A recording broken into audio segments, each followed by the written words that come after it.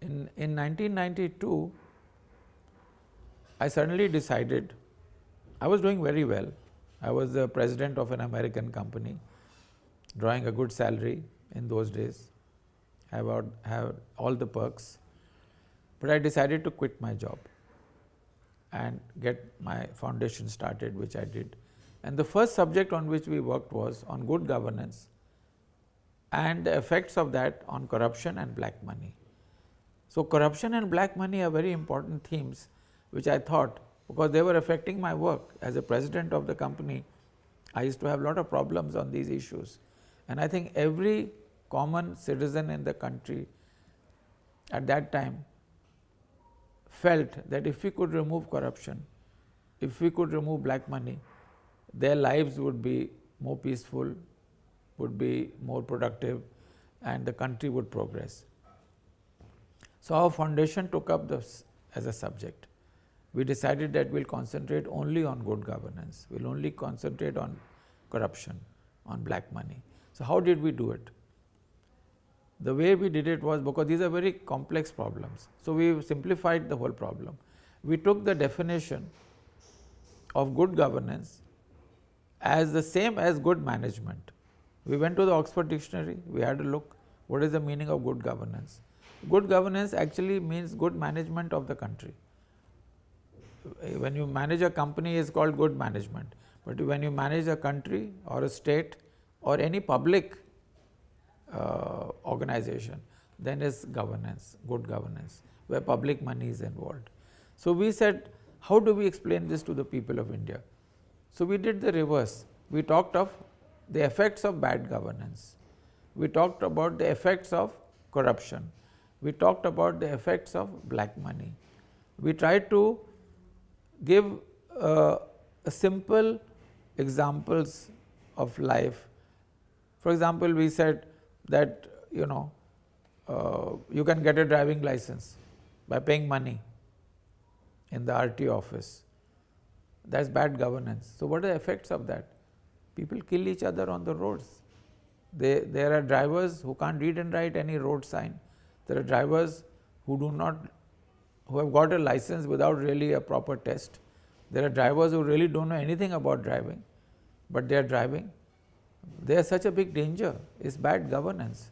It's all corruption in the area of driving. And even after so many years of independence, our drivers are of very poor quality. I can say that with some pride because I happen to have a German driving license. And I know how difficult it is to get a German driving license. In fact, when I used to live in Germany in the early 60s, I got my license. I had to do a written test, I had to do an actual physical test. Just to give you one example, the instructor asks you to park the car.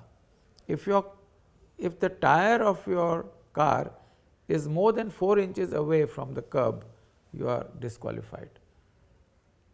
The instructor and the police roam around with 6-inch rulers and they check the distance of the car from the curb because you are eating into public property.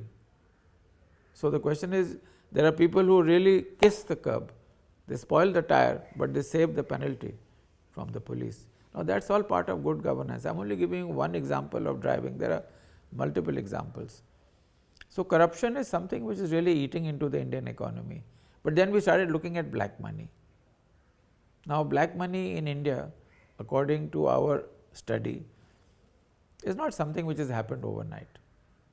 It has happened because of the mismanagement of the central government and the state governments. And I will give you one example.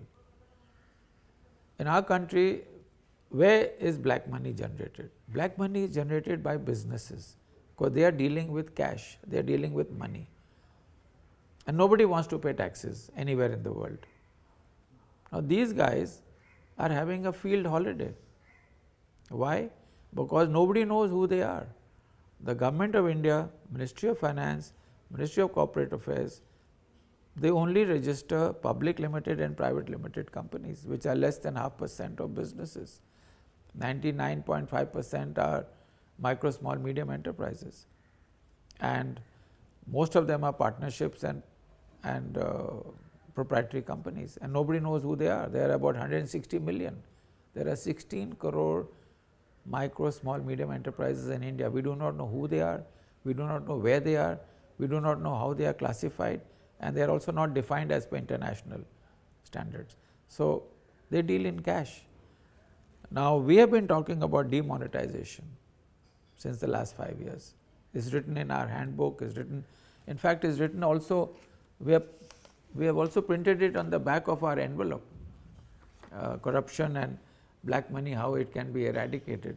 And in black money, we were very clear. We have to get rid of the 500 and 1000 rupee note, which is nearly 86% of the total economy, cash economy, which is very high. And for corruption, we gave a very simple solution: make everything transparent. All public money belongs to the people of India, whether it is in the villages, whether it is in the districts, whether it is in the talukas, panchayats, state level or central level. All those monies belong to the people of the country. So, why can't we put it on the website? You know, we say India is a IT superpower. So, why can't those budgets be put on the website? Why can't they show the expenses of the week? Why can't they show to whom the tenders, the orders were given for supply? It is not put on the website because there is corruption going on. Once we make it mandatory that they have to put all expenses, all purchases on the websites, the citizens of India will know what's happening. Today, the citizens of India don't know what's happening. And why should a citizen of India ask for a RTI? There is no question of RTI. Everything must be put on the website. So, without my putting that form, I have had discussions with Sailesh Gandhi, who is one of the pioneers in RTI, who is also an IITian. I said, Sailesh, this is all nonsense. You must make everything transparent. I as a citizen can go to any website of in my area and see if my money is being used or not. If not, I can ask a question. So, these were the two suggestions we gave. One for corruption, make everything transparent. One for black money, get rid of the 500 and 1000 rupee note. But that won't stop black money. It will be regenerated again.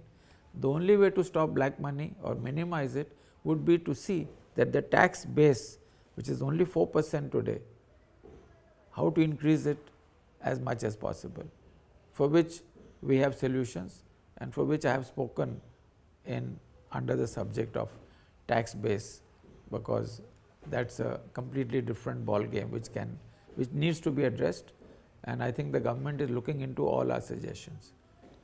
Thank you.